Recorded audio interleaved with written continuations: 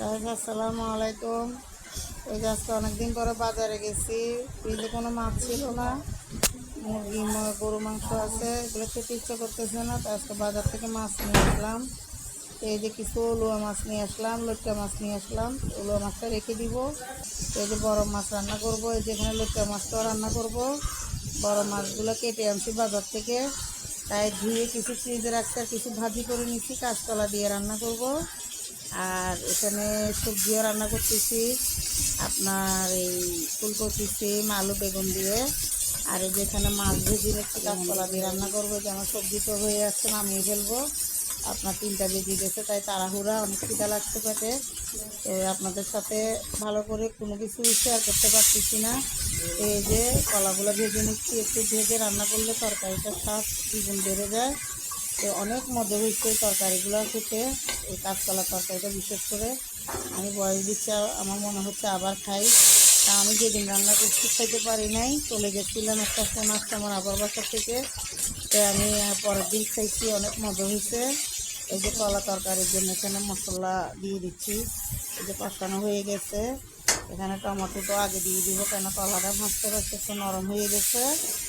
আর এই যে এখানে এই কলাটা ভাজা হইলে এখানে লোট্টা মাছটা বসিয়ে দিব, হাতে মাখিয়ে রাখছি। আমার সবজি তো হয়ে গেছে। তো কুটাকাটি থাকলে আসলে রান্না করতে দেরি হয় না। তাই আপনারা আমার চ্যানেলটার পাশে থাকবেন, লাইক কমেন্ট শেয়ার করবেন। অনেক দিন হয়েছে আমার চ্যানেলটা কোনো কিছু হচ্ছে না, আসলে আমি তেমন কোনো ভিডিও ছাড়তেও পারি না। আমার ভিডিওটাতে কেউ কমেন্টও করে না, লাইক করে না, শেয়ার করে না, সাবস্ক্রাইবও করে না। তো আপনাদের একটু ভালোবাসা আর আপনারা আমার পাশে থাকলে আমি আসলে অনেক দিন আগে এগিয়ে যেতাম। আমি বুঝতেই পারতেছেন, আমি আসলে নতুন কোনো কিছু বুঝি না, অনেক দিন হয়ে গেছে ভিডিওর, এখনও কিছুই করতে পারি না।